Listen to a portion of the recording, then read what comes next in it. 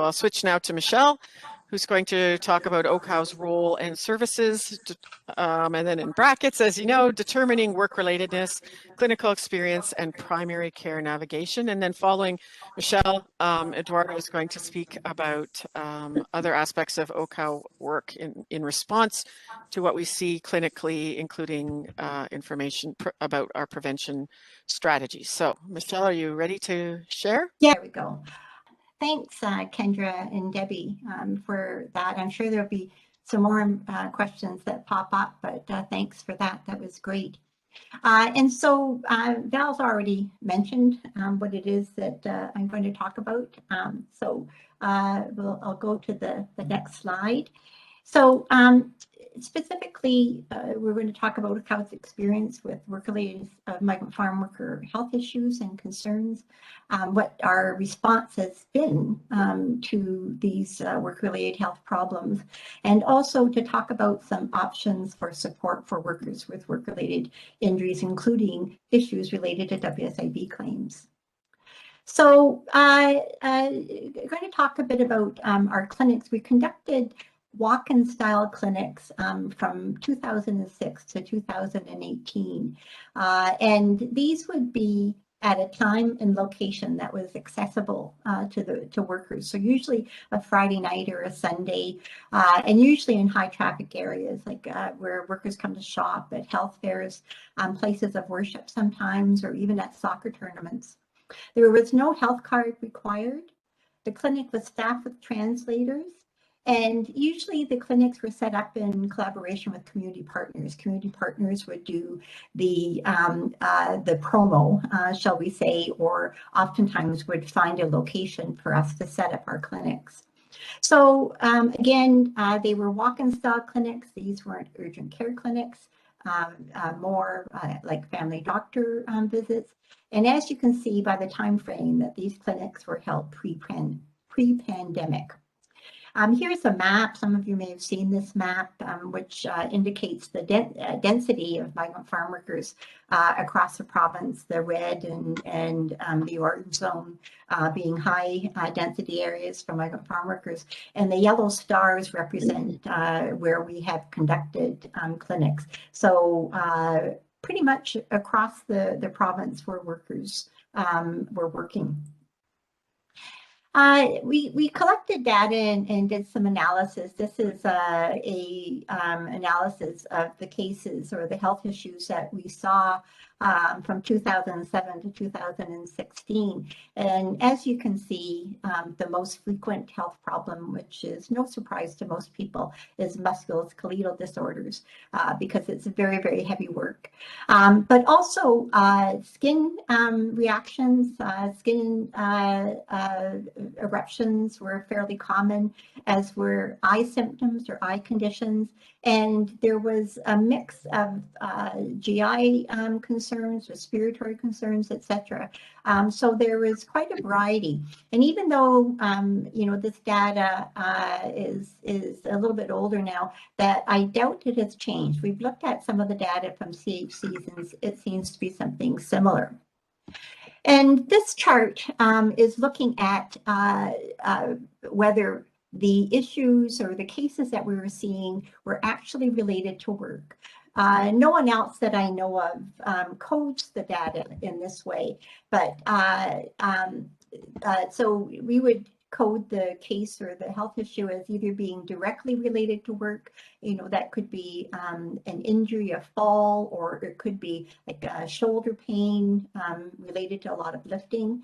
Could be indirectly related to work, which means that someone might have had like a pre-existing asthma, or they may have had a pre-existing shoulder condition, and work made it worse. Could not be work-related. It could be on-site work-related, but not occupational.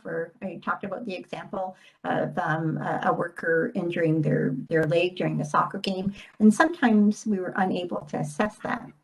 So if you look at this pie chart, though, you see that 40% of cases were directly related to work.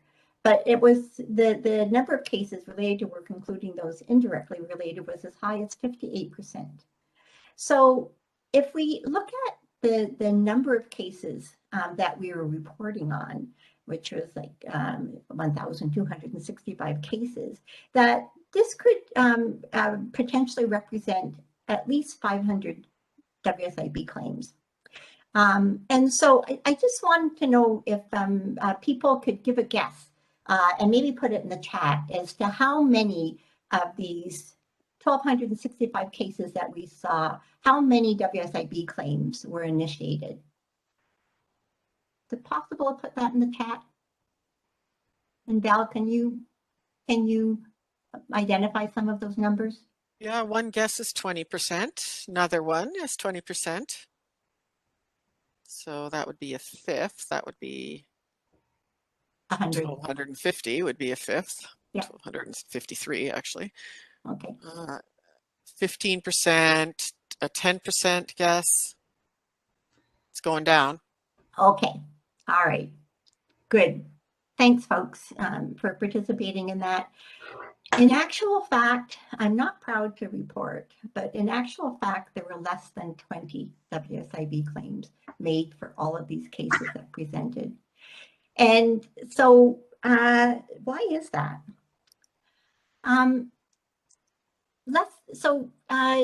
Initiating WSIB claims can be risky for workers.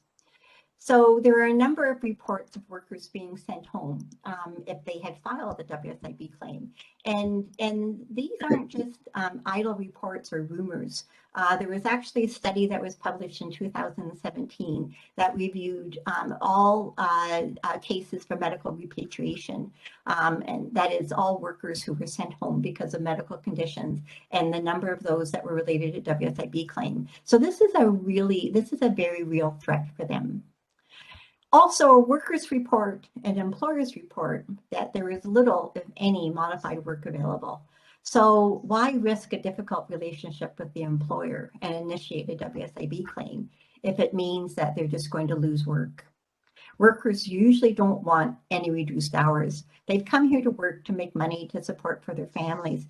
And so they don't want to lose any hours of work. So in essence, the majority of workers did not want to make a claim to WSIB. And so just looking at that in contrast to the claims related to COVID-19, I know Kendra did go to the website and pick out these numbers, which she's already reviewed for 2021. So as she said too, that the majority of these claims would be likely by international agricultural workers, but they also would include permanent resident workers as well. And if you look at last year, as reported by December, that there were 1,400 claims that were accepted. And I believe I saw a number that was quoted by one of the advocacy groups that 13 migrant agricultural workers were diagnosed with COVID. So, you know, this says a couple of things. One of them is that I think WSIB, as Kendra has highlighted, that they created a way to make these claims that it was a little bit more straightforward, easier, very clear messaging to employers about their responsibility to initiate these claims or make these claims. And so that messaging was fairly clear. In terms of workers' access to WSIB, most workers know very, very little, if anything, about WSIB. It's not something that is covered in most orientation programs. Kendra did identify some of the resources that WSIB has related to that. But for the most part, workers don't get WSIB 101. And they're not familiar with its processes, and most workers who make claims require assistance. As I said, it can be a complicated system, even for permanent residents. And so these workers find it quite challenging if they were to initiate a WSIB claim. Oftentimes, they are getting assistance from consular officials, from legal aid groups, or from community advocacy workers. Workers' fear of reprisal of or job loss often prevents making a claim or reporting a work-related injury.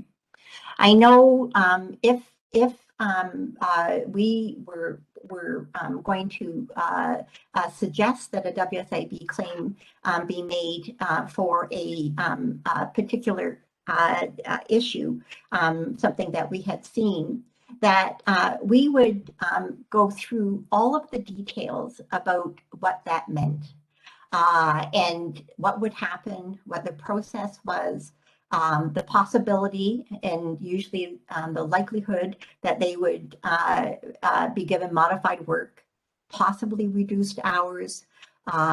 Also identifying what the positive side would be of a WSIB claim in terms of treatment, all the medication is covered,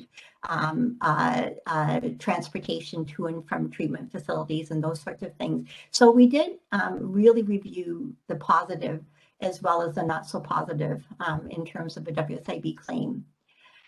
However, if there was any discomfort on the part of the worker to initiate a claim, if they were concerned about loss of income or being returned home, we did not initiate a claim. Although, as you saw, there were a large number of cases where we felt that that would have been warranted. We also offered a note to the workplace, like a note back to the employer to request a modified work or a change of work, or to provide support for the worker to continue to work. And then also we would review what the worker was doing, what seemed to be causing the injury, and see if we could recommend some altered work processes to the worker so that either they would fully recover or that the health effect would not be as great.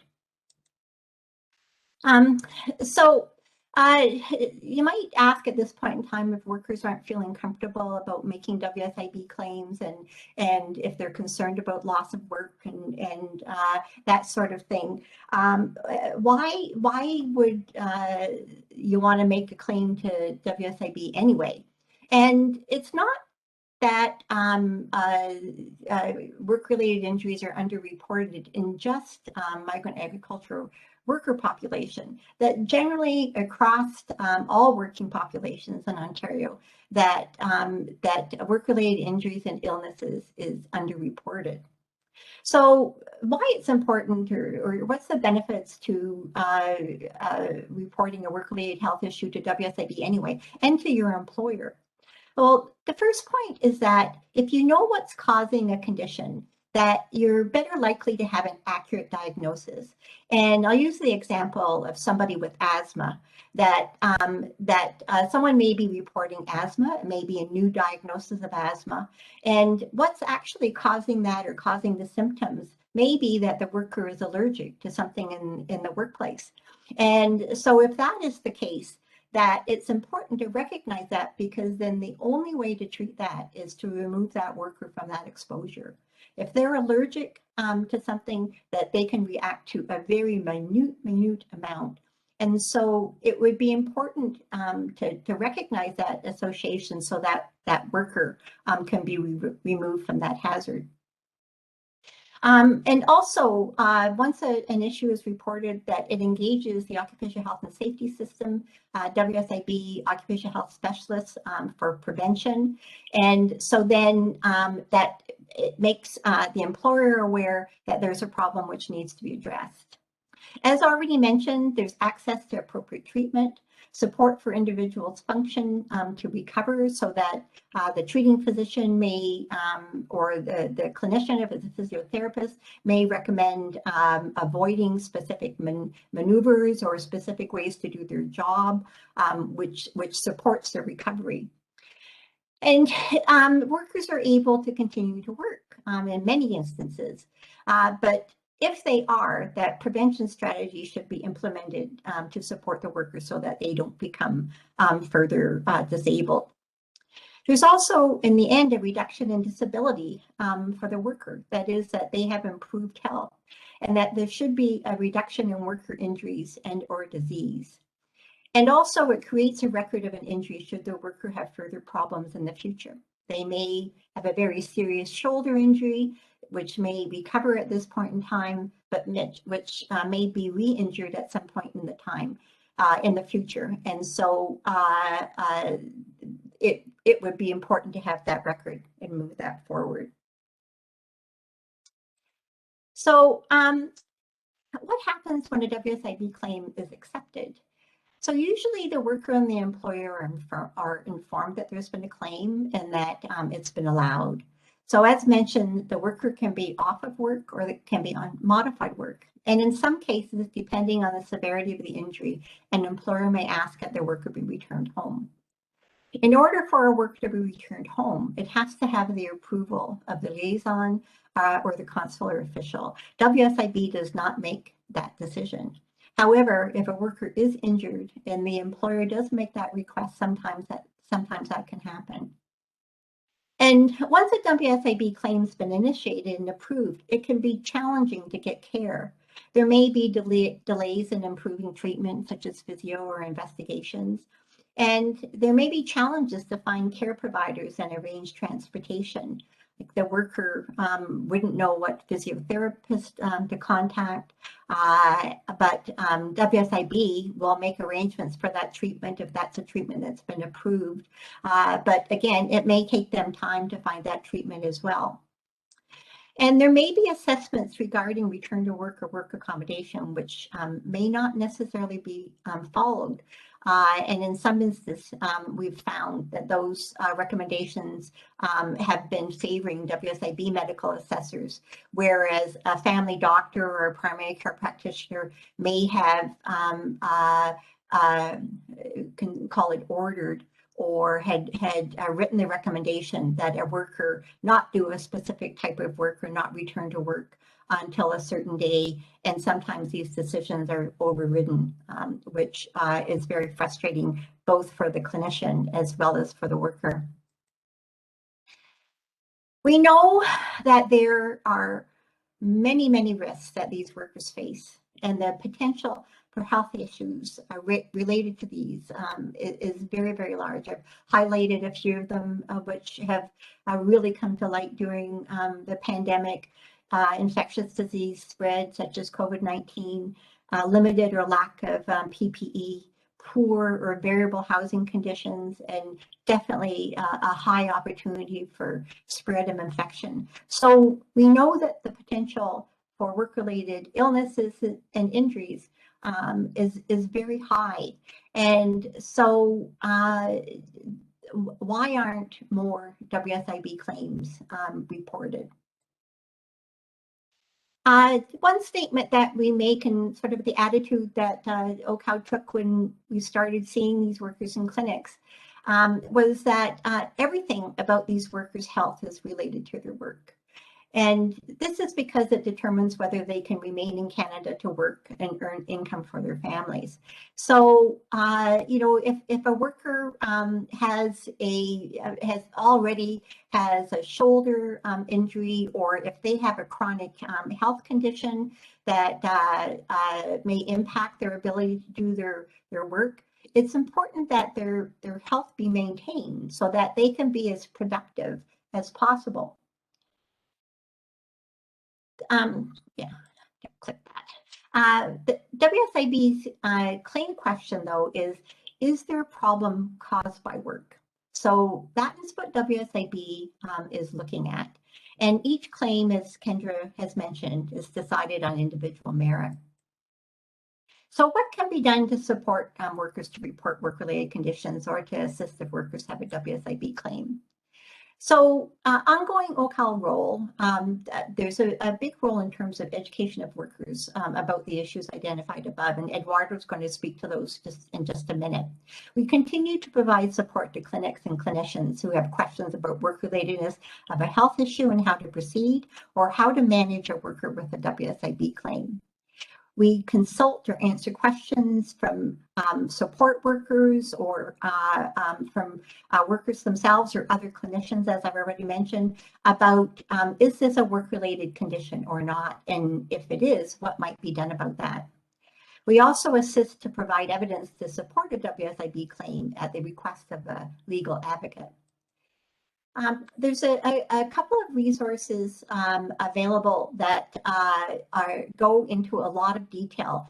The OHCOW, which is a legal clinic based in Toronto, does a lot of work with migrant farm workers. And they have produced 3 documents, which are actually quite lengthy. I think they're about 35 pages in length in English, Spanish, and Thai. And it would be very worthwhile for everyone to read this booklet to identify a lot of the issues that are related to WSIB claims for these workers.